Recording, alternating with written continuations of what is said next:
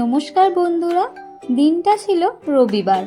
আগের দিনকে যেহেতু গণেশ চতুর্থী গেছে, তাই আমরা আর বেশি দেরি করিনি, পরের দিনকেই বেরিয়ে পড়েছি গণেশ ঠাকুর দেখার উদ্দেশ্যে। দেখুন কি দারুণভাবে সাজিয়েছে, চারিপাশ যেন আলোয় আলোকিত হয়ে গেছে, অপরূপ সুন্দর। এখানে এসে দেখি প্রচুর লাইন, তাই আমরাও লাইন দিয়ে সবার মতো ঠাকুর দেখার উদ্দেশ্যে। আর ঠাকুরটা দেখুন দূর থেকে কতটা অপরূপ সুন্দর লাগছে। আর প্রচুর লোক এসেছে এখানে, যেহেতু হাতে গোনা কয়েকটা ঠাকুর হয় তাই ভিড়ও প্রচুর হয়। দেখুন যেন মহারাজ বসে আছেন সাক্ষাৎ, সুন্দরভাবে সাজিয়েছে চারপাশটা। আমার তো দেখা হয়ে গেছে, আমি এখানে এসে অপেক্ষা করছিলাম আর আমার বরকেই খুঁজে পাচ্ছিলাম না।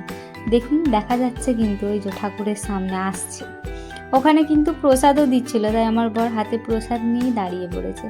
আর ভিডিওটা কেমন লাগলো অবশ্যই কিন্তু জানিও। আমার এই ছোট্ট